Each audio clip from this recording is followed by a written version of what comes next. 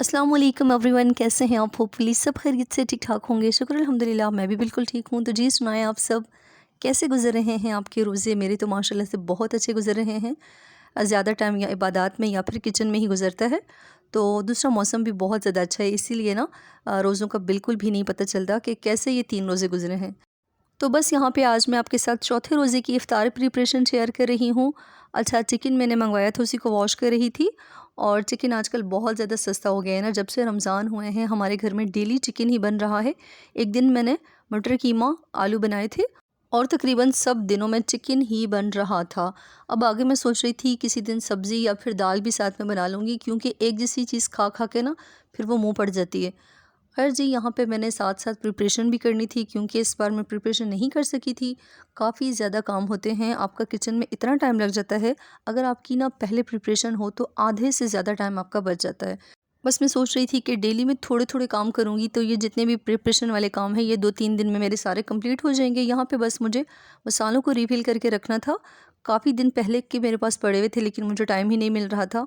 और ये वाला जो बॉक्स है ना, ये मैं लेके आई थी सेविंग वर्ल्ड से। अच्छा, कुकिंग ऑयल भी ख़त्म था, क्योंकि अभी मुझे खाना भी बनाना था, तो उसको भी मैंने फ़िल करके रख दिया था। आज मैं किचन में बहुत जल्दी आ गई थी, मुझे पता था किचन में बहुत काम है। मैंने ये सोच लिया था कि इफ्तारी मैं 4 बजे के बाद ही बनाऊँगी, उससे पहले का जितना भी टाइम है ये मेरे छोटे-छोटे जितने भी काम रहते हैं ना, इनको मुझे ख़त्म करना है। तो बस यहाँ पे मैंने साबुत धनिया को ड्राई रोस्ट किया था और मुझे इसका पाउडर बना के रखना था, क्योंकि हर रेसिपी में ये काम आता है। और तकरीबन हर चीज़ जब आप बनाते हैं ना, तो आपको धनिया पाउडर चाहिए होता है, साथ में ज़ीरा पाउडर चाहिए होता है। और ड्राई रोस्ट करके ना स्टोर करने से ये होता है कि इनकी शेल्फ़ लाइफ बढ़ जाती है और काफ़ी दिन तक आप इसको इस्तेमाल कर सकते हैं। दूसरा ये कि खाने में खुशबू भी इसकी और ज़्यादा अच्छी होती है। अब मेरे पास कोई चीज़ हो ना हो, मैं ये 2 चीज़ें हमेशा बना के रखती हूँ, लेकिन रमज़ान से 1-2 दिन पहले ही ये चीज़ें मेरे पास से ख़त्म हो गई थी, तो मुझे हर रेसिपी में चाहिए होती हैं। तो बस फिर मैं हावन-दस्ते में पीस-पीस के डाल रही थी, इतना ज़्यादा टाइम लगता है। अच्छा, दिखने में ये बिल्कुल छोटे-छोटे काम लगते हैं, लेकिन ये इतने टाइम टेकिंग होते हैं, आपके काम को मज़ीद लेट करते हैं ये। कुछ ज़ीरा मैंने साबुत भी बचा लिया था। अक्सर जो है ना, जब आप ज़ीरे वाले चावल बनाते हैं तो उसमें साबुत ज़ीरा चाहिए होता है, तो इसलिए सारे ज़ीरे का मैंने पाउडर नहीं बनाया था। और अच्छा, इतना ये गर्म था ना कि जब मैंने इसका पाउडर बनाया तो धुएँ निकल रहे थे जार में से। तो बस मुझे जल्दी थी, तो फ़ौरन से ना मैंने इसको जैसे ही गरमा-गरम था तो मैंने इसको मशीन में डाल के इसका पाउडर बना लिया। और फिर मैंने इसको कुछ देर के लिए छोड़ दिया था, ताकि थोड़ा-सा ठंडा हो जाए, फिर मैं इसको ऊपर से कवर करूँगी। और थोड़ा-सा मेरे पास बचा हुआ था साबुत धनिया, वो भी मैंने अलग जार में डाल के रख दिया था। ख़ैर जी, ये छोटे-छोटे जो काम थे वो मैंने कहा था कि आज ही मैं ख़त्म करूँगी, ताकि नेक्स्ट डे के लिए मेरे पास कोई भी ऐसा काम ना हो जो कि मेरे काम को लेट करे। बस जी, यहाँ पर मैं अभी बना रही हूँ अदरक लहसुन का पेस्ट और साथ हरी चटनी। ये दोनों चीज़ें डेली यूज़ में आती हैं, तो ये भी मेरे पास नहीं थी। अच्छा, मैं किस तरह बनाती हूँ अदरक लहसुन का पेस्ट? मैं अदरक और लहसुन तकरीबन जो लहसुन वो लेती हूँ मैं थोड़ा ज़्यादा क्वांटिटी में लेती हूँ, और अदरक थोड़ी सी कम क्वांटिटी में ना। और 1 कप मैंने इसमें डाला था कुकिंग ऑयल, और साथ में थोड़ा सा पानी और नमक। ये चीज़ें आप मस्ट ऐड करें। बहुत ही मज़े का क्रीमी सा पेस्ट बन के रेडी हुआ था, और ये मेरा 10-15 दिन आराम से चल जाएगा। अच्छा, यहाँ पे ना आपको एक प्रो टिप दे दूँ कि जैसे ही मैं इस पेस्ट को बनाऊँगी, मैं फ़ौरन 10-15 दिन में ख़त्म कर दूँगी। अगर आपको ये ज़्यादा दिनों के लिए चाहिए, आपने लॉन्ग टाइम इसको रखना है, तो फिर ना आप इसमें पानी ऐड नहीं करें, क्योंकि पानी ऐड करने से ना ये जल्दी ख़राब हो जाता है। 20-25 दिन तो ख़ैर ये ख़राब नहीं होगा। अगर उससे ज़्यादा टाइम के लिए आपको रखना है तो फिर आप इसको सिर्फ़ कुकिंग ऑयल में ही बना के स्टोर करें। नेक्स्ट मैं बनाऊंगी हरी चटनी का पेस्ट। अच्छा, हरी चटनी में ना मैं ज़ीरा डालना भूल गई थी। अगर आपके पास है तो मस्ट डालें, मुझे याद ही नहीं रहा था। बस वैसे ही मैंने इसका पेस्ट बना लिया था। धनिया, पुदीना, हरी मिर्चें डाल के, नमक मैं हमेशा एंड में ही डालती हूँ, जब मैं दही में डालती हूँ उसके साथ ही मैं इसमें ना नमक ऐड करती हूँ। तो बस ये भी काफ़ी क्वान्टिटी में मैंने बना ली थी और काफ़ी दिन चल जाएगी। आप चाहें तो इसके क्यूब्स भी बना सकते हैं, तो मैं क्यूब्स बना के नहीं रखती, क्योंकि फिर जब ना लाइट जाती है तो फिर वो मेल्ट हो जाते हैं। तो बस मैं इसी तरह रख देती हूँ। अभी तकरीबन 4 बजे का टाइम था और मैं किचन में आई थी इफ्तारी की तैयारी करने के लिए। तो मैंने सोचा सबसे पहले मैं सालन बना के रख देती हूँ। अगर सालन बना हुआ ना तो इस तरह लगता है कि आधे से ज़्यादा काम डन हो गया है। तो बस मैं आज बना रही हूँ सिंपल चिकन आलू का सालन।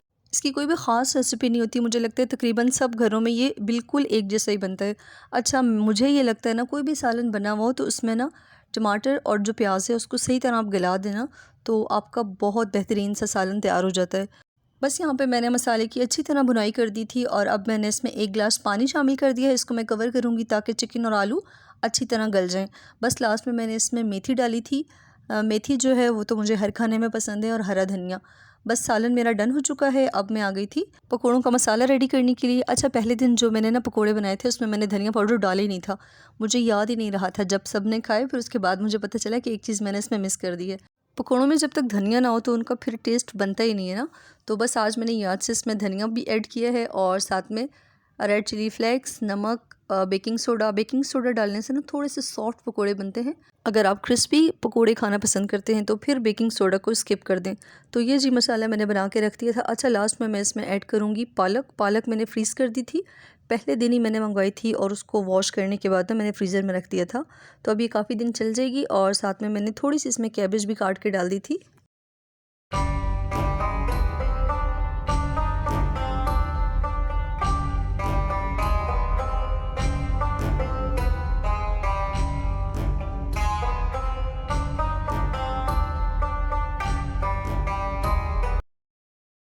और आज मैं इफ्तारी में बना रही हूँ क्रीमी फ्रूट चाट।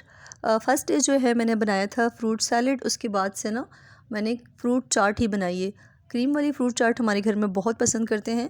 तो बस यहाँ पे मैंने थोड़ी इसमें क्रीम ऐड कर दी थी, साथ में मेयोनीज़, और साथ में 2-3 खजूरें मैं इसमें डाल दूँगी। अगर आपके पास किशमिश हैं तो वो भी इसमें ऐड करें, बहुत ही मज़े के लगते हैं। और सारी इफ्तारी में सबसे ज़्यादा जो हेल्दी डिश होती है वो तो फ्रूट चाट ही होती है, क्योंकि काफ़ी ज़्यादा इसमें फ्रूट्स होते हैं, साथ में क्रीम, और अगर खजूरें ऐड कर दें तो और ज़्यादा हेल्दी हो जाती है। अगर इसका एक छोटा बाउल भी हम खा लेना तो दिन भर जो हमारी शुगर लो होती है तो वो इससे बिल्कुल बैलेंस हो जाती है। लास्ट में बस मैंने इसको डेकोरेट किया था स्ट्रॉबेरी से। स्ट्रॉबेरी मैं बीच में ऐड नहीं करती, क्योंकि फिर हमारे घर में कुछ लोग हैं जिनको स्ट्रॉबेरी पसंद नहीं है, इसलिए बस मैं ऊपर रख देती हूँ, थोड़ी सी जिसको चाहिए तो वो ले लेता है। तो बड़ी मज़े की आज बनी थी फ्रूट चाट। फ्रूट्स में बस मैंने एक तरबूज ही कट किया था, वो भी बहुत थोड़ी क्वांटिटी में, क्योंकि जब ज़्यादा मैं काट देती हूँ ना तो फिर कोई भी खाता नहीं है। तो इसीलिए बस एक प्लेट में हम यही कट करके रख देते हैं, और दूसरे फ्रूट्स कोई भी मैंने कट करके नहीं रखे थे।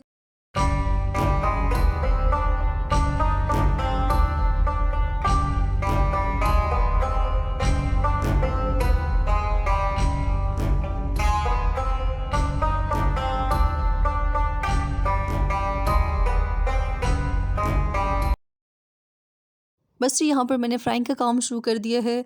अच्छा, जितनी भी चीज़ें फ्राई करनी होती है वो मैं सबसे लास्ट में करती हूँ, तकरीबन आधा घंटा पहले, इससे ज़्यादा पहले नहीं करती, नहीं तो सब चीज़ें ठंडी हो जाती हैं। और जितनी भी तली हुई चीज़ें होती हैं वो तो गर्मा गर्म ही अच्छी लगती हैं, ठंडी हो जाएं तो फिर वो खाने का दिल ही नहीं करता। बस अभी यहाँ पे लास्ट में मैंने मिर्चें फ्राई कर दी थी, साथ में मैंने आलू वाले पकोड़े बनाए थे। मैं सिंक में काफ़ी ज़्यादा बर्तन भी जमा हो जाते हैं, बस मैंने यहाँ पर लास्ट बैच डाला था और अपनी सिस्टर से कहा था तुम इनको निकालो, मैं साथ साथ बर्तन वॉश कर लेती हूँ, क्योंकि फिर जब ना इफ्तारी के बाद आप किचन में आए तो इतने ज़्यादा बर्तन जमा होते हैं, और इफ्तारी करने के बाद दिल भी नहीं चाहता बिल्कुल भी काम करने का। मैं तो बस सारा किचन साफ़ करके जाती हूँ, मेरी छोटी सिस्टर है और वो फिर सारे बर्तन वॉश कर लेती है इफ्तारी के बाद। मुझे बस इफ्तारी के बाद चाय की तलब होती है, और फिर बस लास्ट में मुझे तरावियाँ पढ़नी होती है। कोई भी काम नहीं होता मुझसे इफ्तारी करने के बाद।